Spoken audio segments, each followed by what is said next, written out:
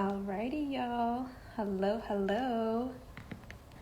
Welcome, welcome. Today we have a circle session for y'all with a special guest, which will be right here in a second. So I guess while we wait, I'm just gonna send it over to a few friends. Hope y'all doing well for those trickling in.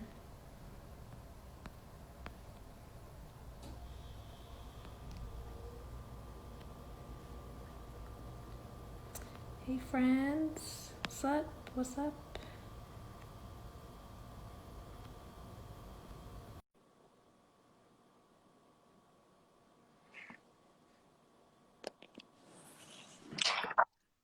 Hello. Hello. Hey Graham. How you doing? Good. It's been a minute, literally. Literally a minute. Awesome. Before we get started, I'm just sending it to some friends. Feel free to do that as well. And then we can get into I'm it. about to do that.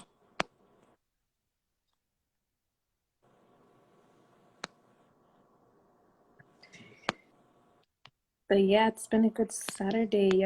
Have you been having anything special happen? Nothing too much, just, nothing changes. We're just staying in the house, hanging out. Forward in the house, forward in the house. Exactly. That was, oh my God, that was such a long time ago. That was, season 1. That was Distant Connection season 1, and that was Pandemic season 1. Yeah.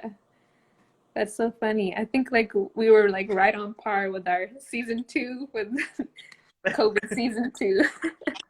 But I don't even know. Part of me feels like we're in COVID season 4 right now. I don't even know what season we're in. Quarters. We're on the last stretch, I know. I just, we were talking about this earlier, but, sign me up for that vaccine. Not for me, no. Alrighty, but it looks like we have a decent group going on now. Just let me know when you're ready, and we can keep it going. Hey friends, hey Jazz, Toby. Sending this to everyone. And Emmy, what's up, Emmy? Can't wait. Cool. Fabulous, fabulous. Hope you all are doing well as well. Oh, I think we lost him for a second. I'll send it to him again. Let's get him back on board.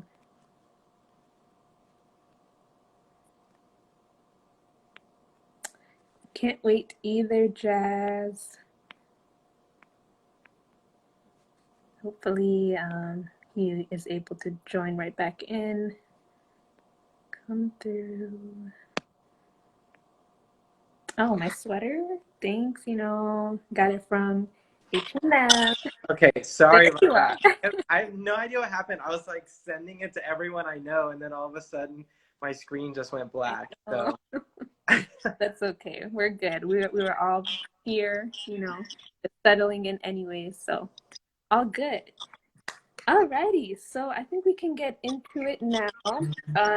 So thank you all for joining our virtual workshop series, DC Circle Sessions. It's our last Circle session, so we're going off with a bang. Thank you, Grant, for being here. My name is Sarah. My partner is in the chat, Jazz. And we are founders of Distant Connections, a creative campaign designed to connect others through creativity. Creating is a process, and we all grow when we connect with one another.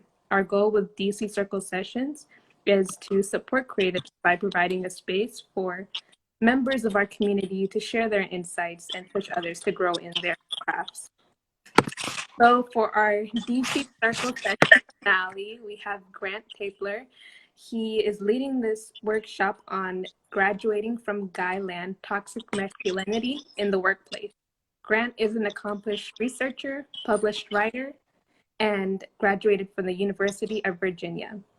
He is from Dumfries, Virginia, and he is also season 1 and season 2 collaborator. So be sure to check out his collabs, both of them. Subtle plugs, subtle plugs. Yes. So before we do get started, just some housekeeping to keep you guys in the loop of how these things go. I see there's a bunch of new faces here. Thanks for the support and supporting Grant and Distant Connections. So just love it for you to comment down your name, just start the community going here. And yes, and feel free during this time to put in any questions in the question feature or in the comments below. I will be moderating those questions along, but Grant, feel free if you do see a question that you just have to answer right away, go for it. Yeah, I told Sarah to interrupt me and just stop me right when I'm in the middle of it and say, time to answer this question. So I'm ready to answer some questions too. Fantastic. So, all right, we'll get started. So be sure to, again, put on your questions, get out your note paper and pen. I'm ready to take some notes here. And yeah, Grant, take it away. Share some information about yourself first. Yeah, so thank you so much for having me. I'm so glad to be here. And, I've known Sarah for too long. I've known you for what, almost 8 years now, I guess? Oh my gosh. That seems Yeah. like I just did the math in my head right now. And that seems like such a long time. And so I'm just so happy to be with this connection. And a bit about me. So like Sarah said, I graduated from University of Virginia with highest honors with a degree in sociology and government. My concentration was in sociology, and that is where I did a lot of my research. And so I spent over 2 years reading, researching, writing, and exploring masculinity. And that all came together in a senior thesis entitled. It was a senior thesis about masculinity, basically. So it was entitled "Earning Masculinity Through Respect: Elite Career Trajectories in France and America." So I'm going to kind of talk about a little bit about that today. And with that thesis, I did 12 in-depth interviews with men in France and 12 in America for a total of 24 interviews. Nice. And I guess we can just kind of dive in. So the first thing that I want to do is talk about the type of people that I interviewed. So I interviewed people that were in what we call elite professional service fields, or EPS fields.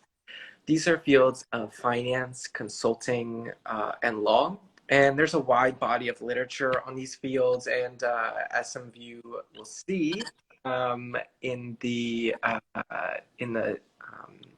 resources that we share from this, one of the books really goes in depth about these fields and the importance of some of these fields. And so what is also remarkable about this is that in these fields, for example, lawyers, 88% of lawyers in America are white. So when we're talking about intersectionality, or when we're talking about, and they're both, and the fields are all dominated by men. So when we're talking about these types of issues, we are a lot of times talking about white men, and that's where my research focused. I had 95% of my respondents were white men, and that is something that I'm aware of, and that's something that I think the research needs to build further on. So I'm hoping that in the future, some of my research can be a bit more diverse and can be a bit more intersectional in that regard and understand some of those experiences. So then the next term that I want to define is Guyland, which is in the title of today's talk. So it's called Graduating from Guyland. What is Guyland? It was first popularized in a book that I'm also sharing in the resources. And it is this stage of life that is roughly defined as the ages of 16 to 26. And it's this period of a stage of life, and it's a social environment all tied into one, where men, people are growing up, guys are growing up, and they are saying, I want to have more freedom, but I want to have less responsibility. And so these two things are really in conflict. And there's three core elements of Guyland that we'll go through today, and that I hope will be one of the takeaways, is that there's a culture of entitlement, a culture of silence, and a culture of protection. So I'm going to come back to these three. Remember that: culture of entitlement, culture of silence, and culture of protection, because this is really what allows toxic masculinity to continue to be perpetrated. And so the thing that I want to dive into masculinity is that we need to discover this new model of masculinity. As it is right now, we live in an environment where young men don't have a solid way of expressing healthy masculinity. It just becomes this sense of nobody really knows what's going on. Like, they're all doing it for each other, and that's something that we'll get into. But at the end of the day, we need to figure out how to develop a new model of masculinity where men understand that on a deep level, being a man isn't about going along with what you know in your heart to be cruel, inhumane, stupid, humiliating, and dangerous. Being a man means doing the right thing. It means standing up to immorality and injustice when you see it, and expressing compassion, not contempt, for those who are less fortunate, which is what Guyland encourages. Guyland encourages all the wrong things. It encourages like just looking out for yourself. It encourages doing stupid stuff, being cruel, inhumane, humiliating both yourself, and because you're humiliating yourself, then degrading other people. So we have to find a way out of this. And currently, the research doesn't show, there's not a concrete path other than raise your kids better. The concrete path now is just in existence. So basically, they say, well, eventually guys grow up, right? And they decide that they're tired of living in, crappy apartments and doing stupid things, and they grow up. And I don't really buy that. So as we start to dive into masculinity, we're going to back it up. We're going to start with high school. We're going to start with high school. But what I want to say about masculinity is that first and foremost, it's a homo socio experience. Which, what does that mean? It means that it's performed by and for other men. So masculinity is not something that, and the sense of toxic masculinity is something that people are posturing for other people. Men are posturing for other people. And in fact, in many interviews, researchers will observe men, observe guys in the classroom, observe guys in all types of environments, and see these toxically masculine behaviors because of the homosocial nature of it. But then when they do one-on-one interviews, the guys will drop the act and actually display normal human behavior, right? They will display compassion, and they'll say, well, I know what I'm doing isn't necessarily right, but I have to keep up appearances. And that's where we right? Yeah. Just want to say that. And so that's where we get into high school, because it's really, like, all of us have had the experience of high school. We've all been in that environment where everybody's just starting to come out of that awkward middle school stage, and everybody's posturing for position, and there's a certain sense of a hierarchy, and this idea of masculinity has taken such a toxic form in high school with an idea of compulsive heterosexuality, where men and boys relate to each other solely based off of calling the other one gay, or calling the other one a pejorative name in order to police themselves. And what they do when somebody calls somebody else gay, that's basically saying, oh, your behavior is unacceptable to us as the group, and you need to fix that. And you're not in line with the masculine ideals, which, like I said, they don't really know what these masculine ideals are. It's just this random idea in their head that like, oh, we're gonna be lumberjacks, and they're just following this. They're playing this weird game of chicken where nobody wants to act out and nobody wants to do anything that's not boring, and nobody wants to wear anything that isn't Sperry's and khakis and gingham plaid. you know and so when somebody steps out of that, sorry, let me silence these notifications. When somebody steps outside of that, then they're called gay, and they're terrified of being permanently labeled gay. So they modify their behavior in order to then reassert their heterosexuality and dismiss this perceived deviance, which is problematic in and of itself, that heterosexuality is seen as the norm. But setting that aside, it's just problematic that they're using such pejorative term in order to police other behavior. So this is the stage that the norms that we talked about earlier: entitlement, culture of silence, cultural protection. Say it with me now: boys will be boys, and locker room talk, and all of these like terrible ideas that parents or that judges in certain cases say, well, we can't really fault them for this because boys will be boys, or they have a bright future ahead of them. It starts to be instilled into boys. It starts to be instilled that, oh, so you did something bad, but that's okay. You're just a hormonal boy. Well, in fact, it's not really okay. Not them accountable. Exactly. You're not holding anybody accountable, and it's starting to instill this mindset into them that then when they go out into college by themselves, they think, well, there's no real consequences, right? Because I'm a boy or I'm a guy at this stage. I'm just going to be a guy and nobody's going to hold me accountable for it. Yeah.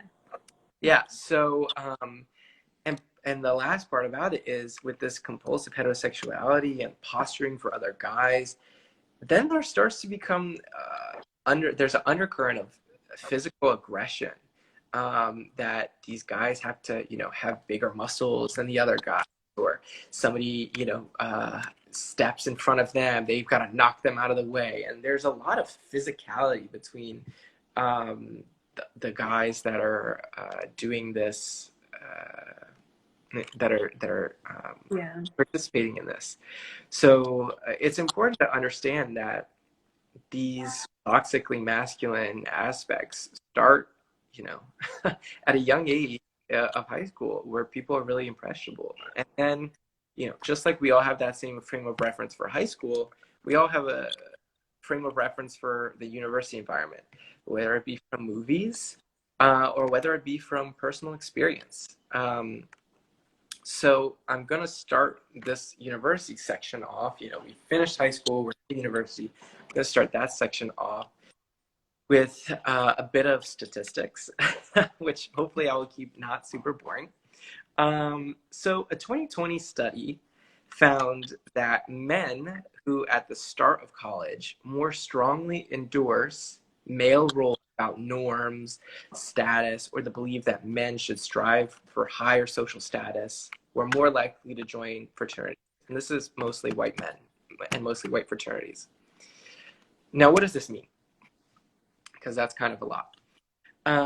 When you add in two other studies that show, from 2013 and 2017, that show that fraternities have an outsized effect on college campuses, you learn that these fraternities that are dictating social life, that are dictating the way that people act, and the hierarchies, which is problematic in and of itself, but we'll put some parentheses around that for now. Those fraternities are filled with people who have very regressive norms, very regressive ideals. They have this idea that that men have a certain status and men should be engaging in certain behaviors, which then perpetuates that. So individuals, these men influence their fraternities and give them the toxic male feel.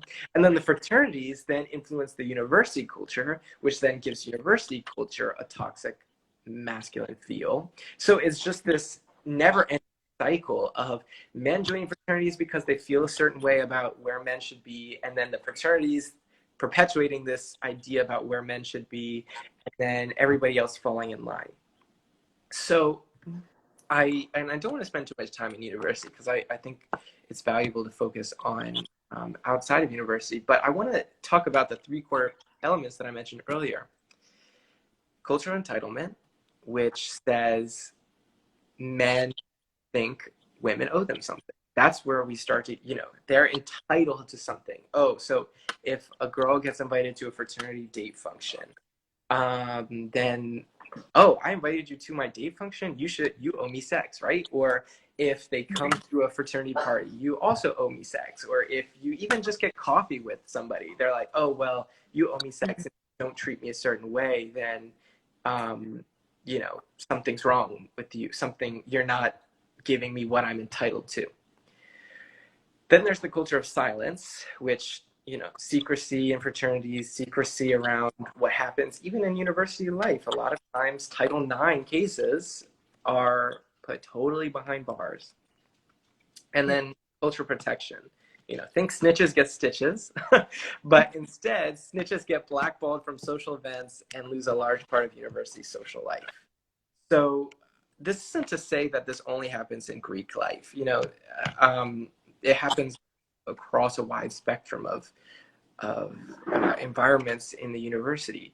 And this also isn't to say that all Greek life is bad, because, I do believe some Greek life can be good, and the majority of Greek life that was studied in these studies is white Greek life. So I don't want to be saying that I'm speaking on all Greek life at all. But the point is that these three cultures of entitlement, silence, and protection enable men to, and here's trigger warning, it enables men to rape. It not only enables men to rape, but it then enables them to get away with it. Because even if they're caught, even if, some girl says, he raped me or he sexually assaulted me, well, their whole group, all the guys, they're falling into that culture of silence, culture of protection. Because if I don't protect him, who's going to protect me? And if I don't, and if I don't fall in line here, then that could be potentially bad for me. So rather than actually, like we talked about, caring for others, being compassionate, they're being cruel, being humane, and allowing for people to be abused. So they allow it and turn a blind eye. And I originally wanted to include some studies about that in the talk, but I was getting over my time. So I want to then move on to the workplace. And that's kind of a drawing transition, but there's toxic masculinity in high school. We established that. We've established it in college. And now we're moving on to the workplace. So what's really, really fascinating is I conducted an Instagram poll, which is not known for its statistical significance, or not known for, Instagram isn't where people go to get the best polling data. Perhaps it's better than political polls, but that's debatable. And around 83% of respondents felt that they'd experienced toxic masculinity in high school, around 84 in college. And then in the workplace, that figure dramatically dropped to around 60%, around I think 64%. I'm pretty shocked at that part. Right, aren't you? Yeah. It's quite frankly, it's shocking, and I don't buy it. And here's why. I don't believe that from the age of 22 and 3 months to say they start, they start their job in September, 3 months after they graduate, to 22 and 6 months, I don't believe that they just men are just gonna become acting right. Exactly, exactly. That they just like automatically decide, oh, they listened to one HR training, like let me not sexually assault somebody in the workplace or sexually harass my coworker, and now no more toxic masculinity in the workplace. So I don't buy that. But here's the thing: is that I think, and what my research has shown, and what I'll begin discussing, is that this toxic masculinity and these aspects of masculinity take a new form in the workplace. They become more hidden, and they become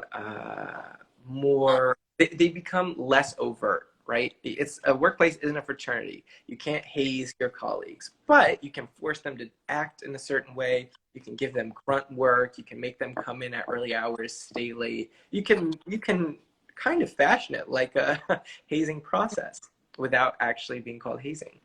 So, and in that regard, work, there's been multiple studies that have shown how important work is to men, that it oftentimes directly links their own self-value and own self-esteem to their work. So a 2017 study showed that workers engage in gender normative performances that can often be misaligned with themselves. So think of, I'm wearing, instead of wearing a very nice, chic black turtleneck, I'm wearing gingham plaid and khakis because I don't want to look different, and that's what everybody else wears. Everybody else wears khakis, so I just want to wear khakis, and which is a very basic example, but to kind of make it a bit more familiar. And then another 2018 study builds on that and says that because dominance of others is achieved by having relative control over valued physical, social, and economic resources, the workplace is a prime location where men can attempt to secure manhood. So if a guy doesn't feel like he's getting the kudos that he deserves at home, for example, or with his roommates, then he can lash out and take it out on his other colleagues, whether they be male or female. So what's interesting is, didn't the original scholar of Guyland say that men would just be tired of living, and he says, and I quote, tired of living 4 rooms, tired of dead-end jobs that leave them broke and exhausted. Well, a lot of times these guys now aren't going into dead-end jobs that leave them broke and exhausted. They're going into these elite professional service fields that are highly paid and highly valued. And also, at what point in the workplace do they just randomly decide that they want to be different? If they're entering the workplace at age 22 and Guyland supposedly doesn't end until age 26, what magically shifts? I don't think it does. So instead, what my research has shown is that men don't necessarily forget everything that's been instilled in them for the past 8 years. They don't forget these cultures of entitlement, protection, and silence. Instead, what my research did is my research focused on France and America, that was based on the premise that, especially, when we think of French men, we think, oh, they're not they're effeminate, or they're not super masculine, they wear scarves or something, right? But actually, that said, well, maybe this is just them posturing. Maybe this is just them saying oh, I can appreciate good art, but in the workplace, I'm going to continue with some of these toxically masculine traits. So, in fact, I theorize that there are 3 main strategies that men employ to maintain their edge and gain that ever elusive quality of respect. They turn this language of being the most masculine, being superior in that regard, into a dialogue of respect. So in order to learn about those 3 strategies that I theorized about, you're going to have to buy my article. No, I'm just kidding. But anyways, the 3 strategies, I came up with catchy names for them. Is the Covert Boys Club, which is playing office politics, which means in some cases, taking credit for doing all the work, even when there was a team behind you. One of the lawyers that I interviewed, I asked him, well, how do you do all the work? How do you keep up with all your work? And he says, oh, I'm very dedicated. And then later he admits, oh, well, I have a team behind me that it helps with some of the work. But really, he says, it's all me. I love my work. And then the other thing is that there's these, in a lot of firms, there's high potential employees. There are employees that are somehow, it's never clear. And in the interviews that I did, it was always like the HR department or somebody else that was recognizing a high potential employee and wanted the person that I interviewed to meet with them. And they were a lot of times men. So what are these characteristics that make somebody high potential? Perhaps that can be the second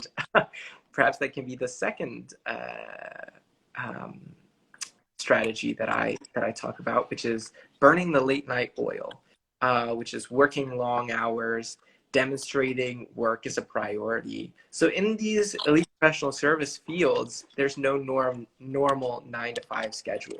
It's not, okay, I come in, I file these papers, and I go home. A lot of times, in order to get promoted, you have to do more. You have to look and see what the next level is doing, and you have to do what they're doing. You have to do more than is expected of you. So a lot of people that I talked to, they said, well, staying late impresses me. And being constantly available is very important. That near 24 hours a day, they want you ready to, if you're at home with your family or if you're out having drinks with your friends, they want you to be on your phone, that if they need something, they can reach you. One of my participants missed the wedding of one of his closest friends because of work emergency. And some people wouldn't go home. It was quite interesting. A lot of the French lawyers and a lot of the French people that I interviewed said, oh, we don't work very late until maybe about 8:30 or 9 o'clock. That way we can get home and see our kids. Which is very interesting because that's something that they don't, they think that's not late, which is partially cultural because they eat dinner later too. But who picks up the kids from school? Who watches them while you're at work? I don't think many daycares go until 8:30 at night. So that's something that's very codedly masculine. You have to either, if you're a woman, not have kids, or you have to have somebody else taking care of your kids if you're a woman. So these men, that's something that they take for granted. And then entitlement. Yes, exactly. That's entitlement. And then the last one is this charm offensive that I call, which is employing strategic charisma, which is, again, something that is very coded. It's in how you comport yourself. Are you somebody that people want to go, a lot of times in politics, they talk about, is that somebody who you want to have a beer with? That's a very important part of having this vague sense of belonging. What are the terms that you're using to talk to people that helps you advance? Like, for example, if I asked you, let's say we're in a normal year, and I asked you, what did you do for the summer? Do you say, oh, well, my family summered in, Cape Cod? Or did you say, oh, we went on a vacation? There's differences in that terminology, and there's differences in knowing, like, oh, yes, the regatta that I watched versus, watching football. So there's these three qualities that men in these fields use to then exclude other men that aren't fulfilling that masculine ideal, or women. And what's so interesting is that a lot of men that I interviewed were like, yeah, things are changing. Things will eventually change. But they couldn't figure out how. There's no mechanism for how things would change, especially keeping current standards, or especially keeping these current 3 things that they associated with respect. So and that's where I want to close, until people like me who you know, I'm a white male. I work for a prestigious firm. Until people like me buy in to the argument that we have to help others and that healthy masculinity is not just looking out for me, it's looking out for other people. It's making changes to toxic environments. It's saying if somebody talks about, here's another example. One of the people that I interviewed said, him and a coworker were out getting lunch, and the coworker said to him, like, "Oh wow, she's smoking," to like some girl that was walking by.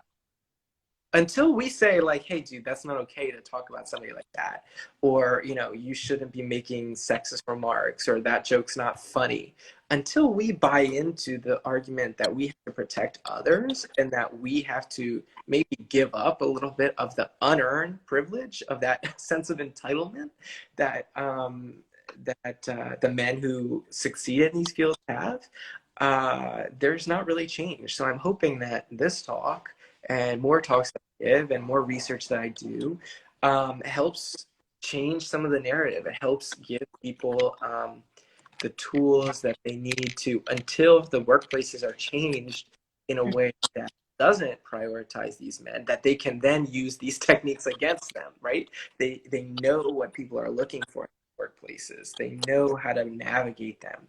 So yeah, that's my hope for the way that this talk pans out and more future talks pan out. Awesome. Thank you. Thank you so much for all that amazing insight. I literally have pages of notes now that I have to like review.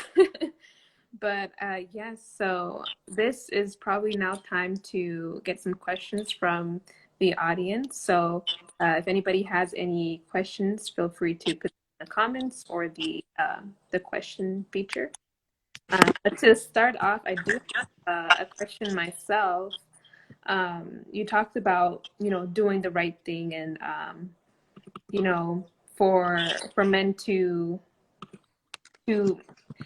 like outside of the Guyland stage, but doing what is the right thing and how can men do better um, in in achieving that, more inclusive and more, you know, a- appropriate way to act in this world. Yeah, which is a great question to ask, because that is the premise of one of the classes that I will eventually teach when I'm a professor, called Men Are Trash and How Not to Be Trash. um, uh, but I'll start by giving an example. And it'll be a personal example too. In my college classes, I always love to participate. Like, I love to learn. I love to talk, as is evident. Um, and so, like, anytime there'd be opportunities for participation, discussion, I would always like be one of the first people to chime in, to give my opinion. And part of me was just like, oh, I'm so brilliant. Of course, everybody wants to hear my opinion. But until I realized that that was actually part of that culture of entitlement, that I felt, oh, well, of course my opinion is valid. Like, everybody should hear what I have to say. But a lot of my female classmates didn't feel the same way. They would have had better ideas than me on some occasions and have not said it until like we had small group discussions, and they would say it in the small groups. They didn't feel comfortable saying it to the whole class. And so then when you realize, so say for example, you're in a small group, you and I are in the small group, and you don't want to say it to the whole class, but you say it to our small group. And then when the time comes to report, I say it, and I give that, I said, well, our group said this, and I say it to the class. I'm taking, if you're just saying our group said this, by me saying it, that's taking responsibility. But if I can say, well, Sarah had this really great idea, and this is what she said, I'm giving you credit. And and then another way to do that is to just sometimes shut up. Like, in some of the worst reviews, I said, or in some of the, like, sometimes the professors would have us fill out little forms of like what they could help us with throughout the course. And I would say, sometimes just don't call on me. Like I try, I try my best to shut up a little bit and give other people the opportunity to talk. But sometimes, you know, I need to just, you know, not be called on. I need to shut up and give other people that opportunity. So that's one way that people can do it. And the other way is just, you know, be human. Think about other people. Like the world doesn't revolve around you. Absolutely. I think the biggest here for distant connections is empathy and being able to empathize with others and seeing their perspective. So I love your perspective on this, and I love your willingness to like be able to learn and get other people's perspectives. Like you said, some of these perspectives were on specifically more of the elite, I would say, like lawyers and people of high statuses, but you also want to get more perspectives from diverse audiences. So this is awesome, and I look forward to seeing more from this work. Yeah, I hope so too. I mean, and just like building off of what I was saying too, is that when on my Instagram, I posted a poll saying, you know, like, have you experienced this? And people would say, well, in a company meeting, nobody listened to me. Or I was in a group of 6 guys and the guys didn't want to hear my opinion. Or I'm a woman in tech. Imagine how that goes. Yeah. I'm a woman in the meeting. I'm a woman in sales. Imagine how that goes. Woman in manufacturing. Imagine how that goes. Exactly. I mean, even, and to the point too, is somebody told me that at a training, at an epidemiology training for the CDC, a man corrected the presenter who used a female doctor example. The presenter was saying like, oh, if, you know, this female doctor did this or something. And he said, and he interrupted the presentation to do this, which is cultural entitlement. He should have practiced culture of silence and shut the hell up. But he then interrupted her and said that the doctor was more likely to become a man, was more likely to have been a man, and the nurse been a woman. So he interrupted her to say that. I can't make that up. Because we're not even important, and he had to make it known that the power of what is in the male form, apparently, huh? Exactly. And yeah, and Jazz, and sorry, Yeah, my dog now has decided that she wants to play. So one thing that you also mentioned is that I focused a lot on elites. And part of the reason that I focused on elites is because I think there's a lot of good research on more blue collar masculinities, more working masculine. Mm-hmm. And I think that is biased in a sense, that says like, oh, if you're a blue collar worker, you're more likely to be, you know, express these masculine traits. My opinion is that the elite masquerade their masculine traits, and they say like, oh, look how progressive we are, like I voted for Hillary Clinton, you know, and then they go at school. And go back to their boys club, basically. Exactly. That's that Covert boys club. And in response to Jazz, got to stay tuned for Distant Connections follow-ups to see what the resources are. But I mentioned, you know, the one book that I'll say right now is Guyland. It's a great book. And I'll say another book. It's called Pedigree by Laura. Mm-hmm. Very good. Yeah, the question was any resources on educating yourself on healthy masculinity and inclusion for those who are just joining. So great. Yeah. So hopefully hopefully you'll stay tuned for Distant Connections and see those resources be published. I'll publish them on my page. Also feel free to just shoot me a DM, slide into my DMs. And I've got tons of books and articles that I'm happy to share. I love it. I love it. Yeah, feel free again. Go ahead and put some more questions in here. I'm going to ask one more if there's no more questions, and then we can call it a day. I also have a question from the Instagram poll that Oh, that's great. about I want to make sure I get the wording right. were you ever shamed by family members for showing too much emotion? Which is very interesting. I thought about this question a lot because I was never shamed for showing too much emotion. As a child, you know, I was able to, and that's why I feel that I'm able to study masculinity in a certain way, because I never felt constrained to have to do X, Y, and Z in order to prove myself as a son or as a brother or something. But what I have noticed lately, and I've been trying to correct that, is, you know, over the past year or so, I was like, anytime something sad happened or there was something bad going on, I was like, okay, don't cry. And I would be like telling myself, don't cry, and trying to be strong.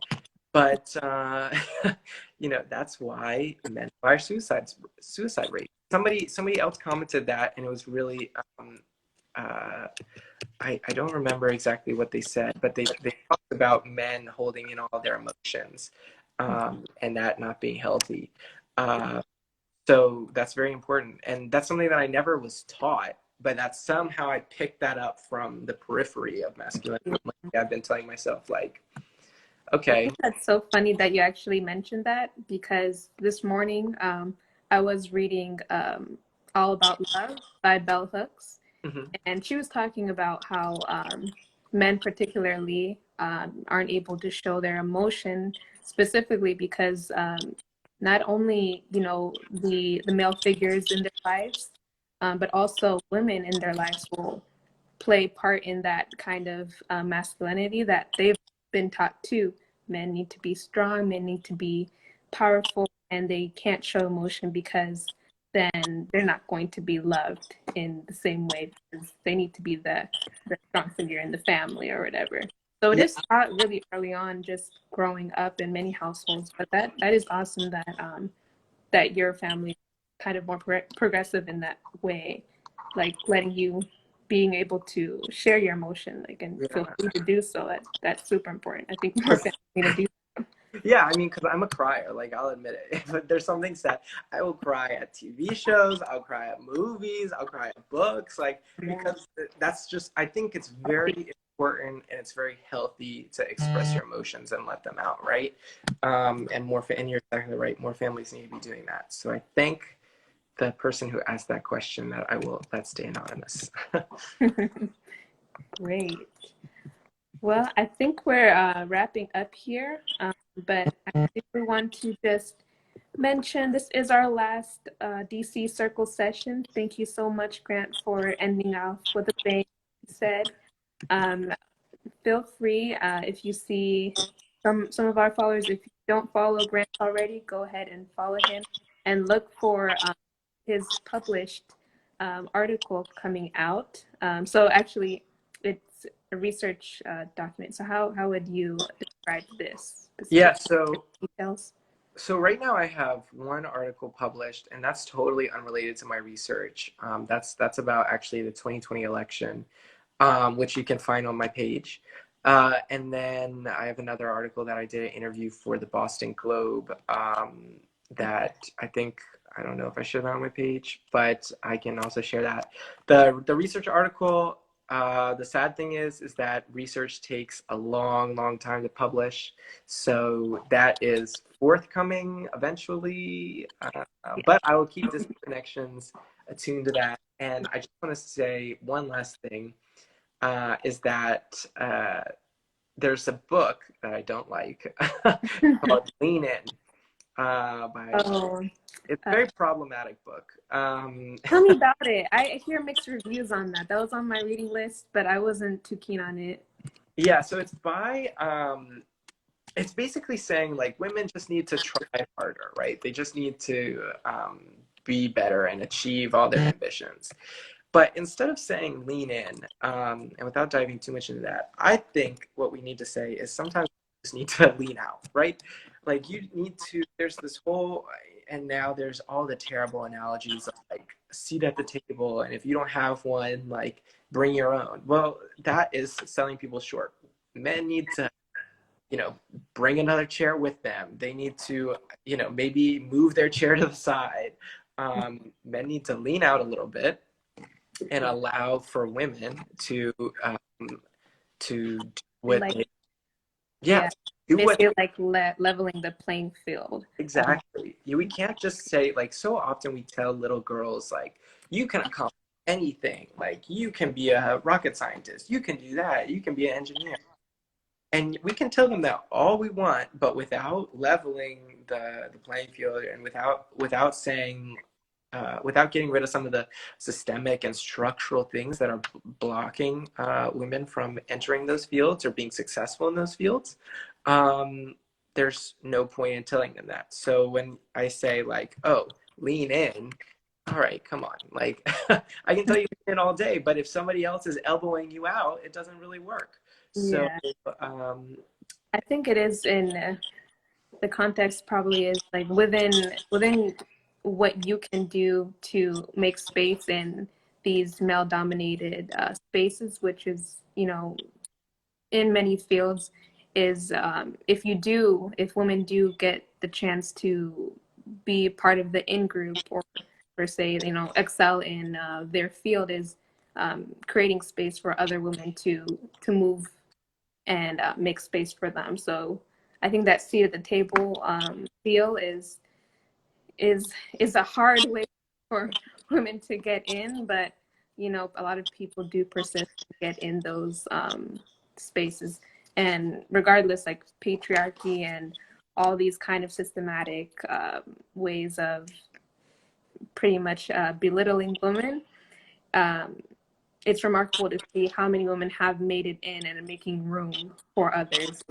I think it's definitely like a show of strength in women, but definitely also allies as well who and are it's not just, creating that space. Yeah. yeah, and it's not just about creating space for women. It's about creating space for men who don't necessarily fit the mold, right, of being the manly man, right? It's about creating space for everybody who isn't that, like, stereotypical corporate lawyer, who isn't it's about making it an open playing field for everybody, which I think is something that I hope my research helps elaborate. Yes.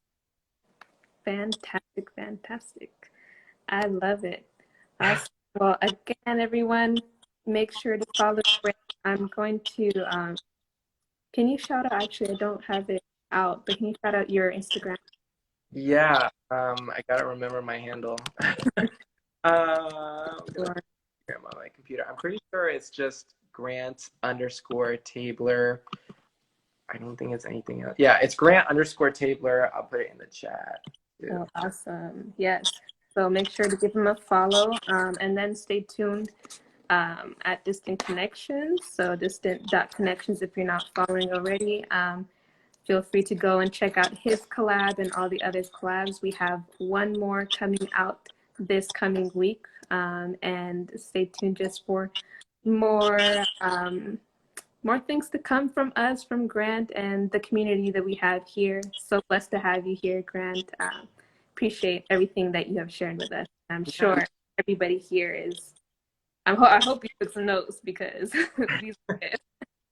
Yeah, I'm so glad to be here. Thank you so much for having me. Yes, and we will have a recording of this. If you go into our YouTube, we'll have it there or in our IGTV that will also be available to rewatch and refresh on this topic. So, Great. alrighty, Thank you so much. bye. Bye.